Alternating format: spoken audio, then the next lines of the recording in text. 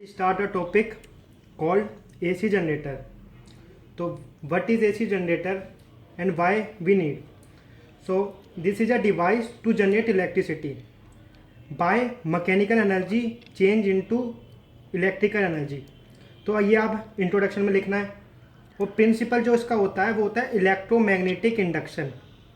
Because जो हम ये इसके अंदर एक्सटर्नल सर्किट जो हम यूज़ करते हैं रोटेट कॉइल को रोटेट करने के लिए वो मैग्नेट होती है, तो इसलिए इसका जो प्रिंसिपल होता है वो होता है इलेक्ट्रोमैग्नेटिक इंडक्शन। करते हैं इसके डायग्राम की। तो डायग्राम के अंदर हमें दो मैग्नेट लेनी है। नॉर्थ उसका नॉर्थ साइड एक तरफ रखना है और दूसरी साइड साउथ रखना है, क्योंकि मैग्नेटिक फील्ड जाएंगे नॉर्थ टू साउथ। ये एक्सटर्नल सर्किट से हम रेक्टेंगुलर कॉइल के सामने रखेंगे, जिससे कि रेक्टेंगुलर कॉइल पे जब मैग्नेटिक फील्ड पड़ेंगी तो वो रोटेट होगा। तो जो ये मैग्नेट वाला पार्ट होता है इसे हम पूरे को स्टेटर कहते हैं, मैग्नेट का जो पार्ट होता है। और जो ये आर्मेचर होता है जो घूमता है, जो रोटेट होता है बाय मैग्नेटिक फील्ड, उसे हम आर्मेचर कहते हैं। और वो दूसरा रोटर और या आर्मेचर दोनों कह सकते हैं। और जो इसके अंदर हम दो स्लिप रिंग्स लगा देते हैं, स्लिप रिंग से अटैच कर देते हैं दो कार्बन ब्रशेस। कार्बन ब्रशेस जैसे ये रिंग घूमती है इसके साथ, तो ये कार्बन ब्रशेस पे अटैच होता है। और कार्बन जो हमारा जो तीसरा पार्ट है जो मेन है वो होता है कम्यूटेटर, जिसके अंदर ये स्लिप रिंग्स आती है और ये कार्बन ब्रशेस आता है। और जो हम इसको बाद में किसी रेजिस्टेंस से लगा देते हैं, जिससे कि जब हमने इसके अंदर करंट प्रोड्यूस हुआ था वो रेजिस्टेंस हमने यहाँ लगा दिया तो इससे वोल्टेज बनेगी। तो ये होगा, तो ये कंप्लीट हो जाता है डायग्राम। तो आपको डिस्क्रिप्शन और डायग्राम में सिर्फ ये लिखना है। फिर it has basically three components, stator, rotor और कम्यूटेटर। तो ये डिस्क्रिप्शन डायग्राम में पूरा आ जाएगा। अब हमारी रहती है वर्किंग। तो वर्किंग के अंदर आपको 3 पॉइंट बना के लिखने हैं जो बताया है। The coil is rotated with the help of external source. यहाँ जो एक्सटर्नल सोर्स है वो मैग्नेट है, जो हम इसे स्टेटर कह रहे थे वो एक्सटर्नल सोर्स हमने यहाँ यूज करी है। दूसरा पॉइंट लिखना है, the EMF is generate across to coil that is across to rings. जो ये दो रिंग्स पे ईएमएफ जनरेट हुआ है ये लिखना है दूसरे पॉइंट में। तीसरे पॉइंट पे लिखना है the EMF is transfer to carbon rings and from there to external circuit. तो तीसरे पॉइंट में लिखना है जो ईएमएफ है वो ट्रांसफर्ड हुआ है कार्बन रिंग्स, जो ये मैंने ब्लैक कलर की बनाई है कार्बन की है, and from their external circuit.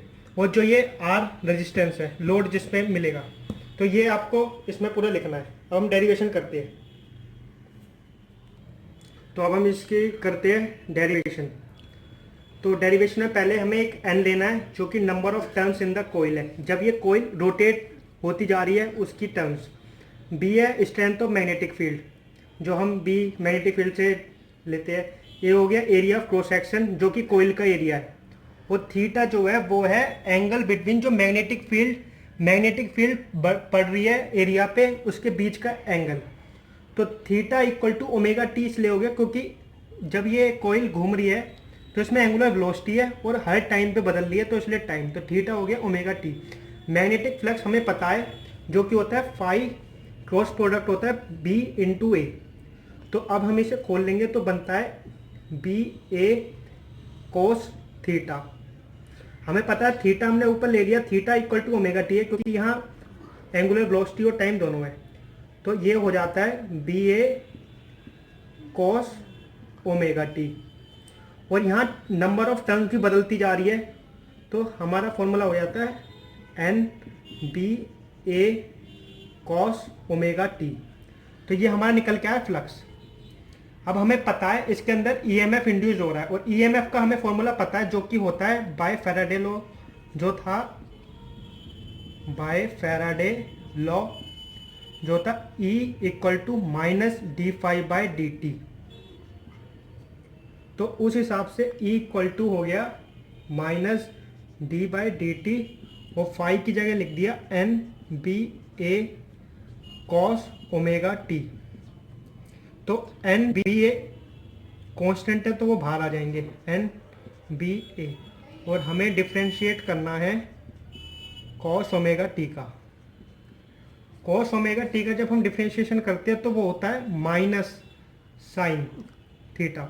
तो एन बी ए है और इसका हो जाता है माइनस साइन ओमेगा टी, और फिर हम करेंगे ओमेगा टी का तो जो कि हो जाएगा ओमेगा।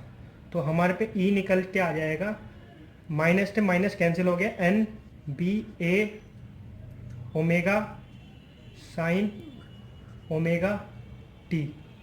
ये वो ईएमएफ है जो इस एसी जनरेटर में इंड्यूस हुआ था। तो इसके बाद हम लिखते हैं जब ईएमएफ विल बी मैक्सिमम। जब ईएमएफ मैक्सिमम होगा तो साइन ओमेगा टी की वैल्यू 1 होगी, क्योंकि साइन -1 to 1 ही -1 to 1 होता है, तो 1 is a maximum value for sign omega T. तो हम साइन ओमेगा टी जो है ना निकल के आया था, इसके हिसाब से ई नोट जो कि पीक वैल्यू पे हम ईएमएफ निकाल ले तो हो जाएगा एन बी ए ओमेगा, और साइन ओमेगा टी की जगह हो गया 1, जो कि मैक्सिमम पीक वैल्यू है एन बी ए ओमेगा। इसे बोलते हैं पीक ईएमएफ। तो उससे निकल के आता है ई। अब एन बी ए ओमेगा की जगह हम ई नोट रख देंगे, E naught sine omega T. तो ये equation of EMF from AC generator.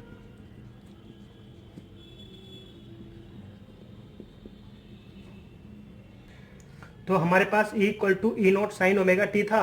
तो आपको पता है इसके अंदर साइन आ रहा है, और जब साइन आता है तो हम उसके लिए साइनोसॉइडल ग्राफ देखते हैं। तो इसमें भी वही ग्राफ बनेगा। तो इसके अंदर हम एक टाइम लेंगे जिसके अंदर माइनस ई नोट जब नेगेटिव में था ईएमएफ और जब पॉजिटिव में था, उस हिसाब से हम साइन का ग्राफ बनाते हैं, वैसे ही बनाएंगे। तो ये जो होगा मैक्सिमम जब पीक वैल्यू पे होगा, तो जब साइन ओमेगा टी की वैल्यू 1 होगी, ये जब का मैक्सिमम, फिर 0 हो जाएगा ईएमएफ, फिर ईएमएफ नेगेटिव में चलेगा, फिर 0 पे आ जाएगा।